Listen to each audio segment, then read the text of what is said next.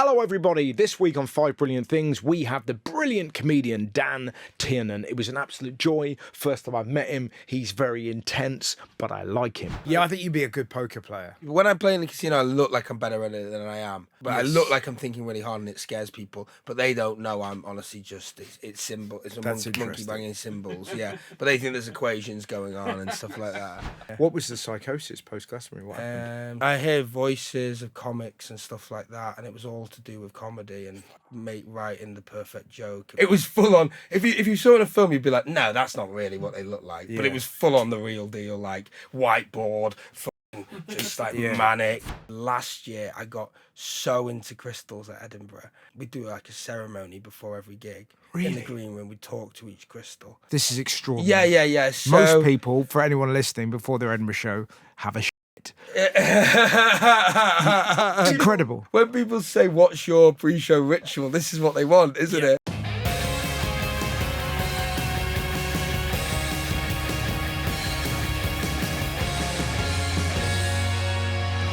Dan Tiernan. Hello. Nice to meet you. Great to meet you. I apologise because you're meant to have been on the show quite a few times and randomly we've had to pull those. So it's and nice. as a protest, I was 20 minutes late. Well, this is you know what I mean? I thought try and play me at my own game. Try and be the most unorganised one. No I thought chance. is that what he's doing? Yeah, it's a power play. It is, and it's worked. I didn't want to say it when so we're now on an even keel. Yeah. I don't know, 20 minutes versus several weeks. I don't know if that. No, not at all. How are you? Good. I don't know when this will go out, but it's right before the Fringe currently. So. This will probably go out during the Fringe. In the middle of the Fringe. We're right in the middle of the Fringe. Yeah. How are you finding in which case, how are you finding show's the Edinburgh going Fringe? well, sold out. Sold out every day, and it just all came together, really. Do you like Edinburgh? I love it. Yeah, I absolutely love it. Now, we've not met before, but No. I've seen a lot of you online, and what I find fascinating, I can't imagine that it's easy for you to find things brilliant because your comedy seems to come from a kind of point of view. But I'm actually a really optimistic person off stage. Great. So I think on stage this sort of horrible guy comes out. Yes. But Very funny guy. Yeah, that I've been repressing, pushing down, Right. and then this really frustrated, angry guy comes out. But I'm Did that happen naturally? Yeah, it was never the plan. Yeah. It just sort of. I think I started off being very hey, yeah, trying to be happy, and then obviously your first couple of years of stand up, you're just doing awful gigs. Yeah. And then before you know it, I'm at open mic screaming where the fuck are you going? You've got your notepad out this is shit. That doesn't work. And then it was oh, that's kind of what it is. Really. Yeah. But yeah, no, I love things actually. Okay. I had loads of options. Of things. What's the first brilliant thing? First brilliant thing, Texas Hold'em poker. Okay. Yeah. So I played. Yeah, I think you'd be a good poker player. Do you think that? I do think that because it's very looking at your face. Well, I look like I'm really bad at maths or really good at it. I've got one of those faces. There's a savant sort of feeling, right? Yeah. It feels I scare people. When I play in the casino, I look like I'm better at it than I am. I try it and I think really hard, but I look like I'm thinking really hard and it scares people. But they don't know I'm honestly just it's symbol. It's a monkey banging symbols, yeah. But they think there's equations going on and stuff like that. But it looks like there's internal wisdom, and you're just saying that there's just a confused ape smashing stuff. Pretty much, yeah. I said symbols, but you've implied there it's an ape in a room with a hammer, which is a lot more accurate, actually. Yeah, just fucking shit up. Exactly. Really ornate pottery, and this monkey's going berserk. I think that would be a good personification of my subconscious. Just a monkey with some sort of club. And are you aware that people think that? Yes. And do you use that to your advantage? Yeah, definitely. I'm a much better player live. So you have live or online. I'm rubbish at online because that's all theory. Right. And you need to be in the room. In the room, I think gives me certainly not an edge. Anyone who knows much about poker will know that the standard of poker has improved so much over the years because of the internet and stuff. People now know a lot more about things that when I started playing 10 years ago, they were just old people stuck in their ways that you could exploit really easily. But now I'm pretty rubbish, so I don't have an edge at all. But I love it. Where do you play? I don't really play. London is the two. It's all professional. I just. Yeah, the stakes too high. You just get too many nights of losing 300 quid and be like, "What am I doing?" Yeah. But then go to Manchester. If I'm in Manchester, I've got a spare night. It's like a 50 quid tournament, or then I'll get mates round. We all we do a tenner tournament or a cash game, and they always all want me to lose, and and I play so badly against them because I'm the one that introduced a lot of my mates to it. And how did you get into it? How did I get into it? So when I was a kid, I remember that there was a website on Miniclip. Do you remember Miniclip? I don't know. It was like it was a website that had loads of free games on it, and one of them was called Governor of Poker. And I think it enabled a lot of people roughly my age to get into poker at a young age. Then there was Casino Royale, the Bond film. So I remember watching that being like, and then playing Governor of Poker. And then bizarrely, I think like my great auntie's birthday, we all went away, and we've never done it since. But someone tried to get everyone to play poker, and I remember I was so excited. I was very young. Not for money, but then first hand I bluffed my great auntie. I went all in, and she snap called me with some shit, and she just called and knocked me out. And I've honestly been trying to avenge that feeling my whole life since, really. So I reckon it was probably before I started comedy. Yeah, maybe like 12 years actually. Sort of started comedy. Should have been a comedian, but hadn't quite started yet. So still sort of that sort of directionless insomniac. It kind of suited that life. I just loved playing with these it wasn't even different people from different walks of life. It was mainly old men at 5 a.m. And that age, you just have the courage of a lion. And how old were you then? I would have been 18 or 19. And in kind of casinos. Yeah. Wow. So what stake would make you shit yourself? Where it would put you off your game? It's that much. What's the number where you'd be like, oh God? I mean, of course, obviously it's relative to your bank balance. But I liked 18. There was nothing. I was skint, but then I there's a whole thing in poker that you're not meant to think about the financial worth at the time. You're meant to play a game. So I was pretty stupid in the sense that I would just play. I wouldn't be thinking there's 700 quid there. I'd be thinking, oh, that's 15 big blinds. Do you know what I mean? Right. So I remember not having much money once and being in a cash game, and there being because I sat down with 100 quid and then I had a good run, and before you know it, there was so much money on the table. What's the most you've ever won? I won in Australia. I had it's a thing called a satellite tournament. It's quite boring. I nearly didn't put this because now when I talk about it, it's such an interesting game, but it sounds so dull to talk about. There's so much lingo and stuff. Right. But so there's a satellite tournament, which means that if you win one tournament, you win a ticket to another tournament. If you win that tournament, you win a ticket to another tournament. There's 5 or 6 of them, and if you win them all, you win a ticket to the Aussie Millions. This was when I was in Australia traveling. Yeah. And you win 10, and the ticket is worth 10,000 Australian dollars. Wow. And I entered for $20, and I just kept winning every week.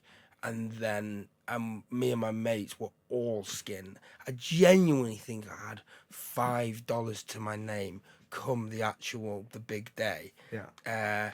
Where at this point, and I thought I could sell my ticket, and I just had this dream run, played incredible. I was chip leader with 10 left, and 9 got the ticket, I think, and then I found out you couldn't sell the ticket. But I was like, I can't play in a $10,000 tournament.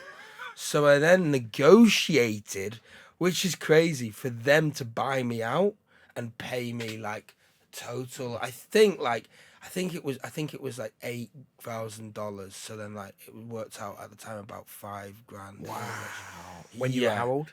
22 or 23. Oh, God. I know, it was that was What a feeling. That was unbelievable, and these blokes were fuming with me. Yeah. They were really not happy, and I felt smart as fuck, to be honest with you. And then I did the whole thing. I live with my best mates, like we're all really close, and we'd all like look after each other money wise, and we were all skint, other side of the world, like. And I came home and I said I came so close and stuff, and they were all like, "Oh, like you did so well." And I just went and pulled out his wad of cash. What a moment. And everyone was like, "What the fuck?" Yeah. Yeah, and then fair to say, he's just completely spuzzed that money. Yeah, I was going to say, like, within days. Days. But I feel like I probably just lost most of it all because everyone was just constantly like, Dan, when everyone was like, get the wad out, and then I'd go and get this big wad of cash. Yeah. So yeah, it's kind of, it's a mad, I don't know, I love it. I love the culture of it. I don't go near any when I'm in a casino. Like I say, I barely play anymore. Like, I used to. There was a period I was playing every night. Really, just love it. Before coming out, I thought I was going to be a professional poker player. Right. Loved it. I'm not good enough in hindsight. How old are you now? I'm 30. Right. Yeah. So a good 12 years of playing it constantly. Yeah. Lockdown. Are there Lockdown. any- it was massive. Are there any similarities between poker playing and comedy? Yeah, definitely. What are they? Well, I mean, firstly, you're completely on your own. There's even a rule in poker where it's one hand per person, so you can't show anyone or talk about your hand whilst it's in play.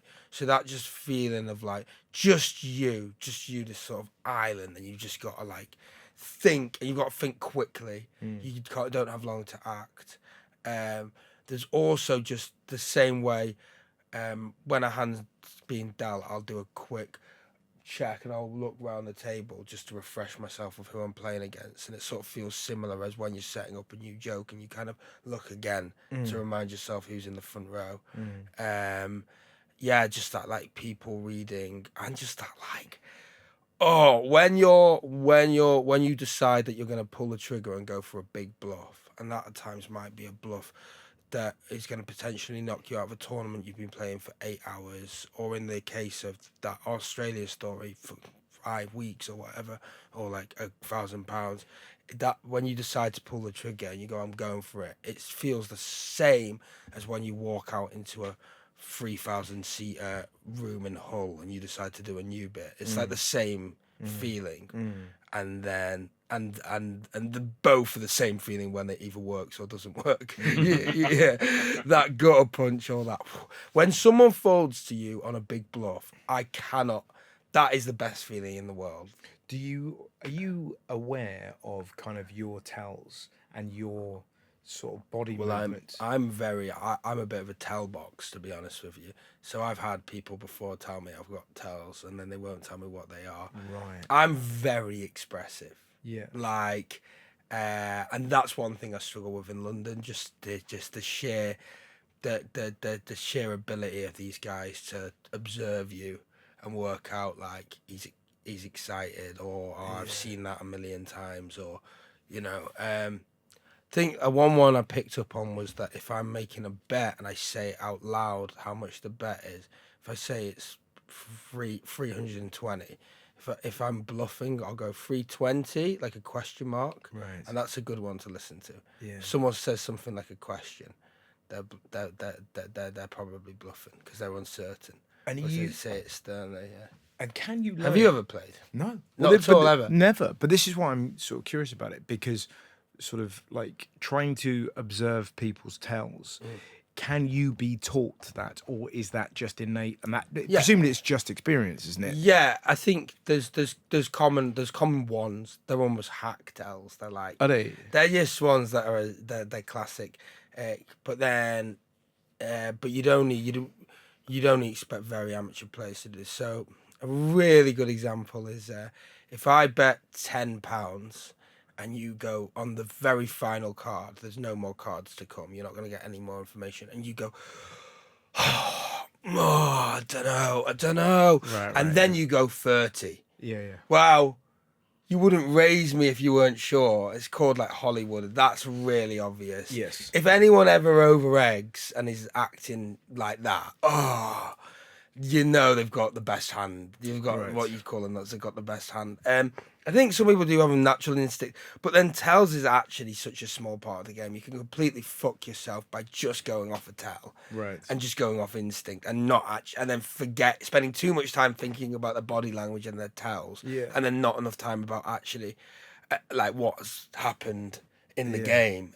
I think the only reason why I can get anywhere with poker is I am quite innate like at reading body language. I don't think that is something that you can like. I think some people just are very good at that, right? Like it's like I think I can tell. We do a comedy thing, this digital show on Channel 4, and we do a lying game, and it's kind of I've kind of shown my hand because people now know, one, how good I am at lying, and two, how good I am at reading.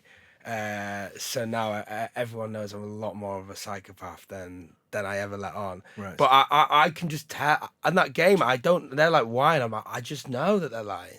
I don't know why. It's like, I don't know, they call it pattern recognition or something. Right. It's like, you just get a feeling you're like they're lying. So I think, to answer the question, I think you can learn tells, but sometimes you're just looking at someone, you're like, they're lying. See, and now I'm thinking about, because as you said, I can tell when someone's lying. You grabbed your tits. Did I? Yeah. And now my brain is going, I wonder what that means. What is that? I can tell when someone's lying. Is this... I mean, there's audio listeners. Yes. I want to be clear. I didn't fully... No, I didn't go, hubba, hubba, you know. Like... There was no... You didn't rub yourself, but you sort of gently cupped yourself. Did I? I wonder like what... you were the front of a ship. Imagine if that was a tell you'd never noticed before. Yeah. But it was grabbing his tits. But it was lovely. But I was instantly... I wasn't there because you were like, look at them.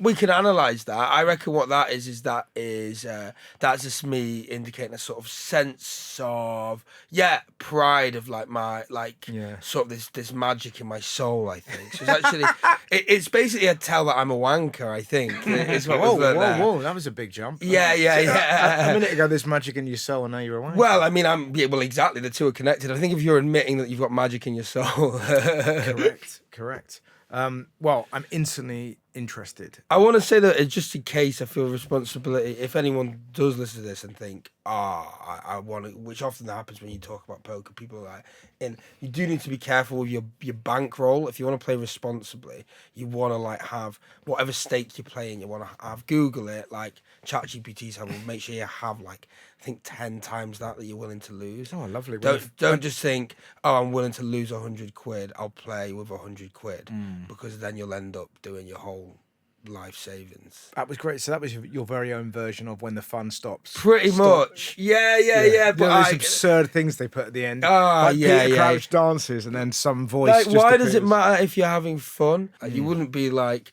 to a criminal who's like murdering prostitutes or whatever. Like the second you stop enjoying it, yeah. Like you pack that in. Come on, Jack. Yeah. It doesn't feel the same now, does it? He's like, honestly, officer, look at the smile on my face. Yeah. What is your next brilliant thing? Next brilliant thing. Okay, we're on juggling. Okay, right. Juggling. God, so funny reading these. Like, wow. I guess I love these things. Like, I genuinely do. I'm nervous about the picture they paint me in. I struggle to be funny about these things because I love them. Yes, because I genuinely love them, and I'm passionate about them, and I know. Like, I completely recognise that. It's like for years, nobody would know that I'm into football, but I love football. But I've never spoken about it on stage because there's nothing funny about it. Because it matters so much. I can't talk about poker. Yeah. And just I've tried to do juggling. I can't. Yeah. Have you? Even then, when I had to say, and can I just say, really important for any new players, get your bankroll sorted. You know what I mean? I feel a responsibility to the game. So what is it about juggling? I have dyspraxia, so that's a coordination disorder. Does other things. Explained to me as a kid that basically, like, I don't know if this is scientifically true, but your brain like sends messages to your body like a split second slower than everyone else, ever so slightly. So it makes some kids, for instance, struggle a lot with speech, like handwriting, just things people find easy. You have to learn how to do them. And one of the things that my mum said was that there's nothing you can't do, like absolutely nothing. And if anything, if you're dyspraxic, when you learn a thing, you'll actually get better at it because of the way than other people. It's just going to take you much longer to learn. Yes. And juggling is just the pure example of that for me. I think that was when I realised that, because you cannot think of something that is harder to do on a sort of spatial awareness, hand-eye coordination kind of thing. And I just put, as when I was in year 11, I reckon, months into it. Every lunch just sat with 3 balls. Well, I started with 1, and then I just got it one day. And Which now, must feel insane. it is awesome. Yeah. And now I just can do it without even thinking. And it's improved my hand-eye coordination as a result. Now someone throws something at me and I just catch it without thinking. Yes. And then I thought you were dyspraxic, and I'm like, juggling, brother. So was that sort of to prove to yourself that you could do something that was impossible? I've always liked to do impressive things. It's the comic in me. Right. Anything you can show off with. Right. I was a magician when I was 12. Right. Which, again, is not your most dyspraxic friendly profession. 12 to 18. A lot of comedians used to be magicians. The kid who's desperate to be like, right, okay, well, no one's finding me that impressive naturally. I'm going to hack it and find a trick of making everyone like look at me and think I'm clever. But it's a pretty good trio. So you're a magician, juggler, Poker player. and comedian.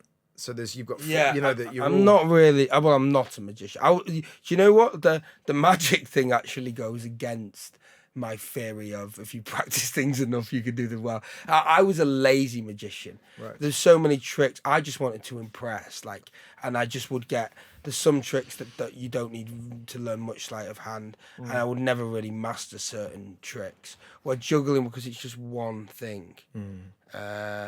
It's just one simple thing that you just master, and I don't even know how it works. Like my hands just do it. And and it relaxes me. It's like meditative as hell. And when you were doing that in the lunchtimes in year 11, Yeah, I think I might have got kicked out the common room. Actually, I can't remember what for. Like we had a common room in year 11, year 10 and 11. And I think I was maybe kicked out for a while. So me and the guy Reese we learned to juggle. We just sat there and learned to juggle every lunch. But were you doing that were you kind of lost in it and desperate to figure it out? Was it enjoyable? I think when I was starting making progress, it was enjoyable. Yeah. Because it was the sort of thing that I can't fully remember. I will have found so frustrating. Yeah, Like that's those what I mean. things when I'm like, But with fuck. dyspraxia, it's trying just to think like when I was trying to look like I've tried skiing before or surfing. Yeah. Anything where I have to use things where I have to use my whole body in a specific way, like can piss off. Yeah. Like, honestly, I'm just like, oh. I guess it was all linked. I think the juggling and the poker and the magic, it's all kind of feels from similar. It's a similar, the sort of circusy. And then when you found stand-up, did you feel like you felt like, oh, this is what I've been searching for? 100%. Yeah. But I think I knew that beforehand. You just can't do it as a kid. Yeah. I was like really young. I feel like, were you as well? Like, I was 18 when I started. Yeah, but were you like, did you want to do it when you were a little kid? Yeah, Me too. I started. I knew I wanted to do it from 15. That was sort of like I wrote a load of jokes and didn't tell anyone about it. But yeah, I went to see you when I was 14. No shit. Yeah. Whereabouts? Manchester at the arena. Wow. Yeah, it was a big deal for me. I got tickets a year before for my birthday. Oh How my crazy God. is that? That's pretty cool. Yeah. So you were a fan? Would you? I was a watch massive fan of you. Yeah. But would you watch lots of gigs of? All of it? Yeah, Oh my I was God. obsessed with it. Yeah. So Not the week like with the Apollo like, were like the. So what does it feel like then when you meet? Because it must feel pretty freaky. So I was a huge fan of Ross Noble, and we've had Ross on the podcast, and I find it very. It's kind of mind blowing when you just meet somebody that you've It's weird. that you used to wait a year for, and then you're just having a chat. It's bizarre. It's weird.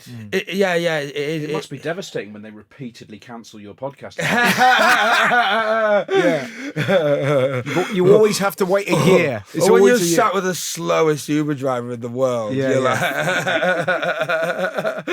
I'm screaming at him. I waited a year to watch Russell once. It's only a speed bump. Move, man.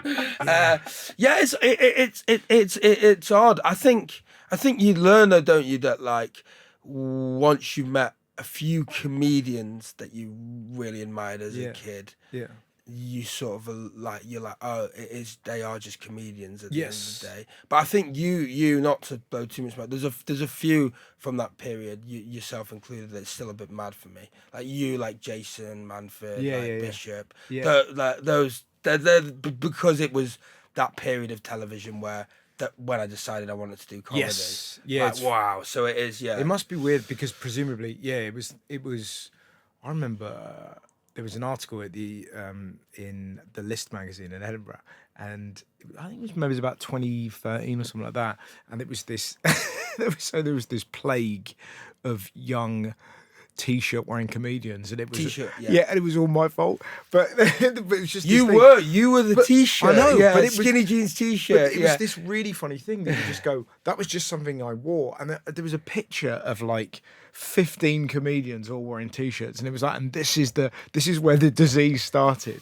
It's really strange. Yeah, but that was just because young people started doing stand-up, and young people were wearing T-shirts, and it wasn't like suits. And I happened to be a young guy. And it must be that same thing in terms of, you know, it's a weird any kind of representation then leads to more people that you just go, oh Jesus, there's a kid doing Mock the Week. I could probably do that. I wonder if there's an Asian lady doing that. I could probably It's really interesting. Do you feel with dyspraxia? Do you feel I don't know what's the word I'm searching for?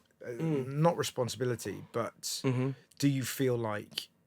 Did you feel like it was something that you could never do, and then have you met people subsequently who are like, oh my god, because I'm of dyspraxia? Stand up. Kind of the opposite, to be honest. Really? I think my whole thing with dyspraxia was on stage. Like I felt the least disabled ever. Like on stage, I'm just. So that must be as a kid fucking mind blowing. Yeah, because to most people going on stage is scary. That was my thing. It's just that was my huge edge. Isn't it amazing? I love it. But it's speaking and listening in English. Yeah, fuck off. Yeah. Watching the person who wouldn't help me stutter about. I loved it. Yeah. But it's that funny thing that because I remember being how old were you when you did your first gig? 20. Yeah. So I was 18. I did my first, and as soon as I walked on stage, I was like,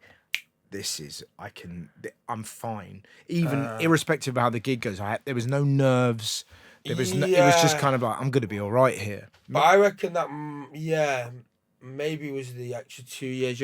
When I did my first gig, I did a course, like a 6 weeks course at the Frog. Yeah. Which was kind of awesome. Just met like loads of people from like old blokes and like all kinds of people who wanted to do it.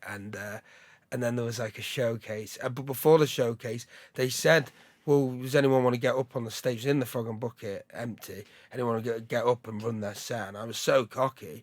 And I think because I thought it was so fun, as soon as I got up there and I held the mic and it just felt like this massive moment, even though there was no audience, I just completely choked. I couldn't speak. Oh, wow. Because I was overconfident. Yeah. I just couldn't speak and I went pale. Yeah. And someone went, breathe, like that, breathe. Yeah. And I was like, and I just couldn't really do it. And then my first gig was just complete blackout. I couldn't remember any of it. And I was like, what the fuck? I thought I would take to this.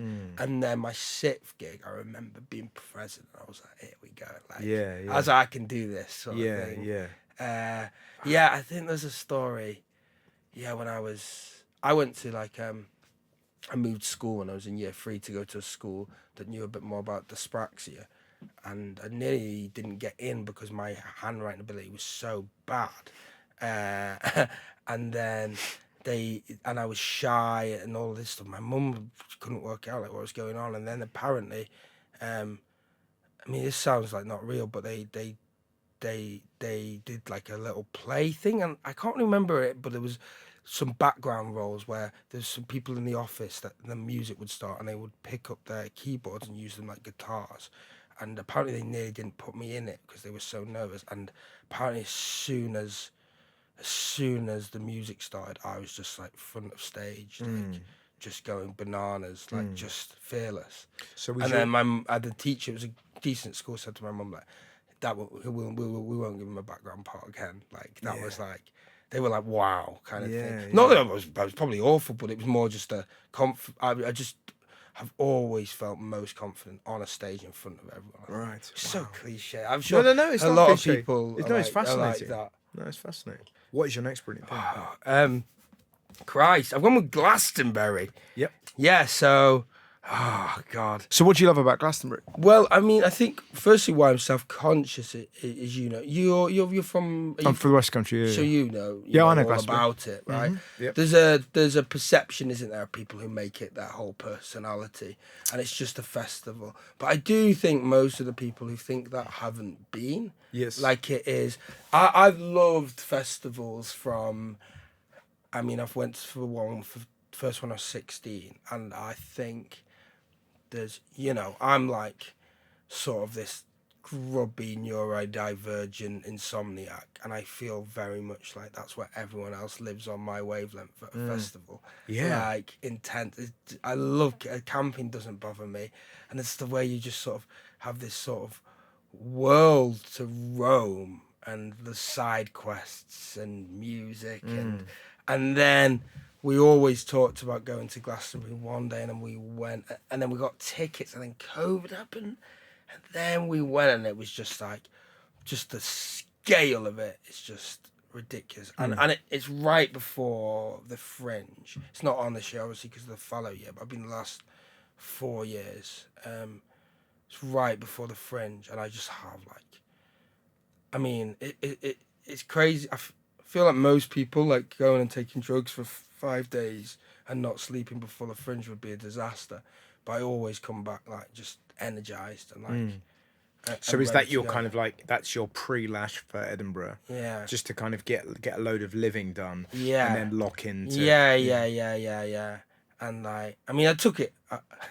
I mean, my last show was about me having a psychosis post Glastonbury, so you know, sometimes I take it a bit too far. Yeah. Maybe the fallow year was needed this year. Yeah. What was the psychosis post Glastonbury? What happened? So for context, I've been smoking weed like constantly for like a long time, years, and then I didn't really sleep at Glastonbury, and it was my second hour. I'd been nominated the year before, and it was just like the pressure, and I was like thinking about it all the time, but not working on it. Didn't even sort out a director or anyone to help me with it, and I just sort of had nothing. And then got back from Glastonbury and started working on it manically. Right. Invented a productivity system with a code and shorthand, 5 different notebooks. Yeah. Like in my show, I talk about the system, but I have to dumb it down. It was way more complex than what I say. Yeah. I worked out that I need to work on loads of things at once. Right. And that's the best way for me to be productive. Right. And then basically kind of wrote my own language, and then was just drilling it and not sleeping. Yeah. And then I stopped smoking weed for a bit, so I think my brain went into a state of withdrawal.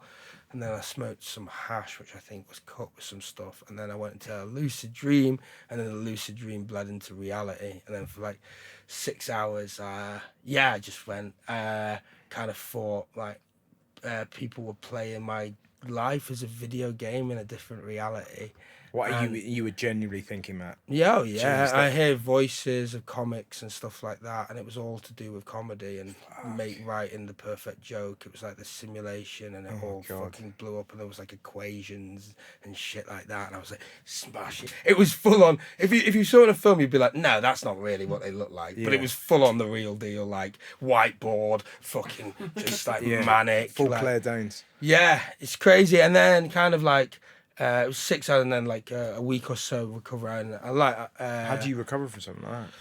I mean, the main thing was because I was a big weed addict, morning, noon, and night. The main thing was like, it was just like, you can never smoke weed again. Right. And then And is So- that, and then you go into withdrawal. Like but do you people do that don't know on, how do you do it on your own? Is what I'm saying. weed. No. Do you, Oh. when you have something that Yeah, terrifying? I mean, I guess I guess there's no right or wrong way. I can't imagine anyone could deal with that on their own. I think if I didn't, it made me very great. That's why I like talking about. I think I have such an incredible group of friends and family. I think with particularly about my friends, like no disrespect to my family, but I think younger people do understand these things a bit more. And dealing with someone who's had a psychosis is insanely complicated. It takes, you kind of have to know a bit about, like you know, if someone says they're in a simulation and this is happening, I feel like the old school thought is to be like, no, it's not. What the hell are you on about? Whereas if you know, you'd be like, okay, and you sort of try and without encouraging you, just stay in that reality a bit. Like that's like one thing. So stayed at my dad's. That was a disaster. Bless him. So my mate George, he's just dressing up as Sonic the Hedgehog. Yeah, we can get through this together. No, he wasn't. There was no Sonic at all. That's what he should have been doing. And then my friend George, who's a support worker by trade, she came and picked me up and drove me to Sheffield and did what we call a soft section. And I remember I was just desperate to gig even after. I was just like, I need to get gigging because I got Edinburgh. And she said, Dan, I don't think you're going to be able to go to Edinburgh. She was like, you need to basically show us that you can go to Edinburgh. So let's cancel the gig. I said, I'm meant to be in Amsterdam on Wednesday. She went, that's not happening. Love. And I went, what? She went, that's got section abroad written all over it. Amsterdam. She was like, she was laughing. She was like, of course you're not going to Amsterdam. You're not a weed-induced psychosis. All the places. Can you imagine being sectioned in Amsterdam? She was like, of course. She went, right, call your agent now. And then call him and explain. So were you able to then write a show about that? No, Edinburgh. No, I mentioned it in the go, show. Did you go to Edinburgh? I did. Yeah. How was that? I mean, it changed my whole perspective on everything because it went from me being like, I need to live up to all of this bollocks that pressure I'd put on myself from the previous year to be like, I just really actually want to go and have an hour. So then I just started really enjoying writing it, really. And it was like, it's definitely my worst hour, but it wasn't awful. It was just, there was no narrative structure. All the structure just needed a bit of work. But it was a decent, I think given the circumstances, it was a decent hour. Absolutely. And then I just loved it, I remember the first 5 days was really tough. I had a lot of low moments because I was still mentioning it a bit and mentioning that it had just happened. So it was like, I became a bit self-conscious. I was like, God, if I have a real bad run here, I became very paranoid of people thinking, he's gone mad. And that's you get very paranoid about. Insanity is a weird thing to talk about. And people say there's no stigma on mental health. I think insanity in particular, there's a huge stigma. People don't like talking about it. But I think also as a comedian, if you're the audience, we're naturally expecting a rug pull. You know, that I'm going to talk about going insane. You know, okay, there's going to be something really funny here. But if you're like, I was in a nightmare. Yeah. And you're like, the audience like, No. No. With my last show, that was really a deep dive into it. But that's the thing; it needs a deep dive. You need the space. Yeah, you need the space. I think that show, the previews of my I had a great time at Edinburgh. It's definitely my best show, the last one. But the doing previews in fucking Barrow upon Furness or whatever. I actually didn't do a preview. You know when you think of a shit town, my one for some that you do a gig in is always Barrow upon Furness. Those ones were really tough. And then when it got to Edinburgh, like the late night, and I sorted some stuff out, then it started to work. But it was that. It was, I mean, I didn't reveal I was having, the through line was that I'd built this system that had changed my life, and then it gets more and more manic as the show goes on. Then I reveal it's a psychosis. But there is always the big lull in the psychosis bit, and you just have to accept that some people are just not ready to find that funny, and that's all right. Or understand it, really. What is the show about this year, given that you had such a kind of clear show last year? We might save it because it's... Let's do it. It's the next brilliant thing. Well, yeah, okay, so it's... Well, so Glastonbury sounds fun. Yeah. But No one wants to talk about. That's the nature of the show. Yeah. So what is your next brilliant thing? So the next one is I've gone with ADHD meds, and I Okay. guarantee you the reason I've chosen this is because at the time of me doing this task of choosing my 5 brilliant things, I will have been on ADHD meds and been just like popping off doing loads of admin. Like, I can't believe I'm getting this task done. ADHD meds are incredible. What's fascinating about them is that they are basically uppers, which you wouldn't have thought somebody with ADHD needs. Yeah. But it is fascinating. Yeah. It is. And do they work for you? Yeah. There's lots of boring stuff about dose and stuff like that, Sure. and getting it right so you still like eat and sleep and all of this kind of stuff. But in terms of getting things done, they're still not perfect. You still have to do the thing, but they like, the improvement is, I'm not good at maths, 200-300%. Like, it's like so much better. What's crazy is they are uppers. Some people, people with ADHD, their uppers often slow their brains down a bit. Yeah, well, it's funny because I did the test and absolutely nailed it, and then I tried medication and then did 2 gigs on the tablets and was just like, I just couldn't access me. Me too, but then more I got used to. Did you? I can gig on them now. That's interesting. I Yeah, couldn't at all. Isn't it funny? But it's where you know you have a bit of a superpower, and then you just kind of go, oh God, I can't access myself. And how terrifying is that? And it's scary. Well, if it's your one thing. Because you were like, what if this fucks it forever? Yeah. Oh, Yeah, it's God. funny. Eh? So I was just like, it's fine. My wife can deal with the messy house. Yeah. I was thinking that, sometimes the dishwasher isn't getting loaded. Yeah. But I guess for me, it's like, wow. So what? It doesn't matter. It doesn't matter if I'm the best riffer in the world. If I don't reply to my agent, then I'm not going to have a career. Yeah. But then I think what they do though is they do make you the upper bit for me is that my body can do stuff more. Right. Like, my body has more energy in it, but my mind feels slower. So That it's must an feel great. executive function, right? Yeah. So if I'm like, I need to do this thing, my body just wouldn't react, and I just think about it and then get distracted or put it off. But then I just start doing it. Yeah. Do you write stand up? How do you? How do you craft it? I don't know about you, but like when I started, I used to listen to loads of podcasts and speak to other people, and everyone's got a process. I'm 10 years in. I don't really know. Like, how I write an hour. I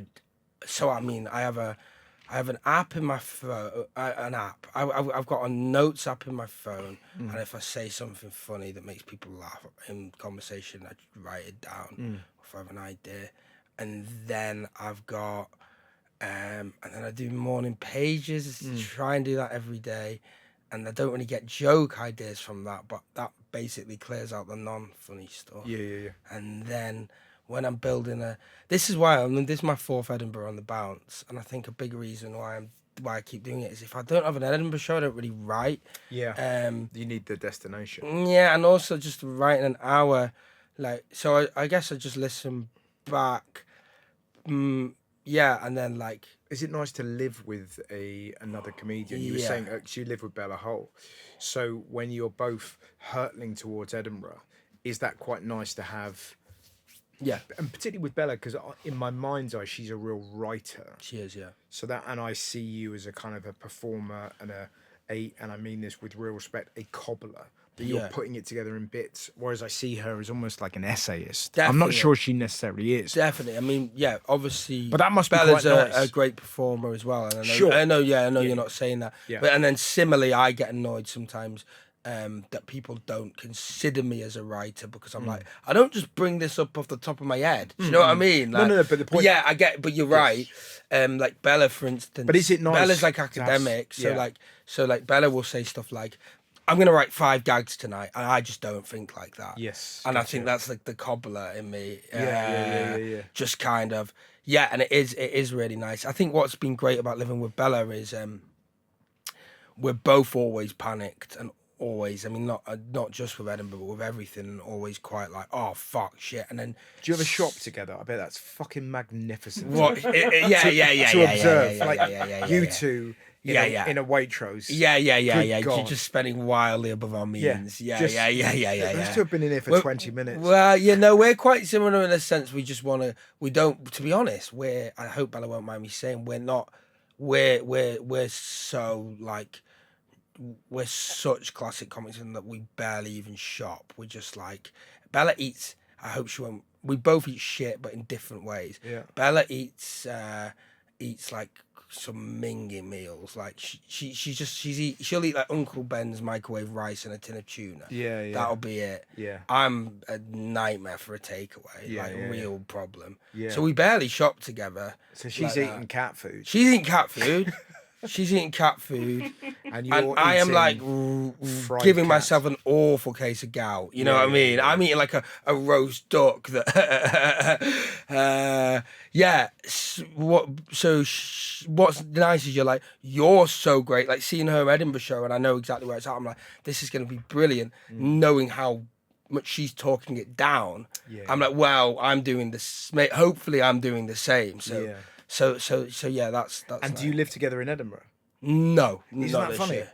So you have a year of living together, and then when you're at the Olympics, you're in a different village. Yeah. I think that's good though. I think definitely. I think you need space. I don't like I write a lot of one-word bullet points, and then I have another document that like free writing where if I'm stuck or I think this needs fleshing out, I just kind of type freely and then bullet, and hope to get something there, and just kind of just panic really, just a lot of panic in my writing process, and then hopefully riff something on stage and just move something, and then that ends riff a chord, but I don't know, just keep panicking and plugging then away. No, I'm conscious of time. Yeah. How many more brilliant things? One more. So which is what my show's about. Perfect.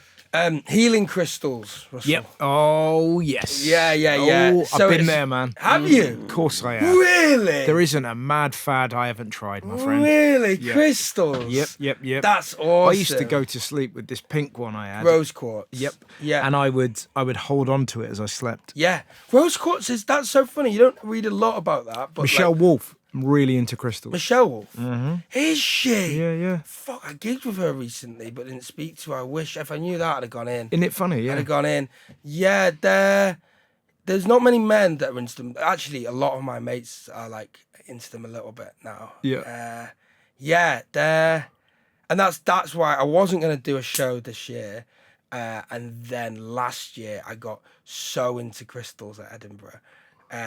Me and Hayden, who helps me with my show, we would we'd do like a ceremony before every gig in the green room. We'd talk to each crystal, and it would just allow me to it's the most absurd thing in the world. Yeah. There's something about it. And my mate Hayden, he's often like a stooge in my shows. He's a great comic, Hayden Allmark. And he's just known as like the handyman at Edinburgh. He does everything for everyone. If you need a stooge, if you need someone to dress up as a lobster, or if you need a flyer or a DJ, or someone to build a prop, he's just the man. He sounds like an incredible human he's being. the man. Yeah. So he's settling up this crystal teddy bear's picnic for you before the show. Yeah, well, I mean, exactly. So take me through this. This is extraordinary. Yeah. So, most people, for anyone listening, before their Edinburgh show, have a shit. You've got a crystal ritual. So funny, I see your body language. I'm like, no, I said that is pretty mad. It's incredible. When people say, "What's your pre-show ritual?" This is what they want, isn't it? Oh my god, it's just So what are you doing? So how did it start? I think it started because that version of the show, I tried some crystal jokes originally, and I had some crystals as prop. Do you know what? I was going to try and juggle with crystals. Ooh. It was too bad, and then I realised as well that I think I was getting bad juju from the crystals. I don't think they liked it. Yeah. So then I just sort of had them with me, and then I was just like bringing them in, and then I think Hayden got a couple as well, and then we just have them in, and we'd sort of. So what would we do? We'd go. we'd go, I'd go, hello, Rose Quartz. I want to thank you for making me feel loved today, making me feel loved for stand-up, making me feel we love to do this. Then I'd pass it to Hayden and he'd go, hello, Rose Quartz. He's got like a thick Wolverhampton accent. He'd go, hello, Rose Quartz. Thank you for helping Dan with love for everything. And then he'd go, hello, Blue Appetite. And then we'd kind of just start, like, we'd do them all, whichever ones we had with us. And then we'd start clapping. And then by the end of the run, they were whoa! We were like yelling and stuff like that. Yeah. I remember my agent came in one day and saw and just instantly exited. Yeah, exactly. Once I was like spitting He walks in, water. Netflix. Okay, I see it in a minute. Yeah. Spitting water everywhere and all of this, and like and just for some reason I just give in. I'd be like, crystals have got it. And I think obviously not every show was perfect that year, but I think that was the only year where I didn't feel I phoned any of them in. I was fully present because of the crystals. I was just so like tried my best at every show for every single second. Where did and that then if come I from? didn't, I would just like remember that the crystals were there. And then apparently once I was having a good one of the panel we were in, and Hayden was like in the back talking to the crystals and stuff like that. It's just like the absurdity. So are you able to be absurd about it? Or Yeah, good? that's what it was. Yeah, great. That's what it was. At first, it was So like it matters, and you also realise it's mad. yeah. Perfect. There's both, and that's why I had to write a show, because I was like, what more could you want for a show?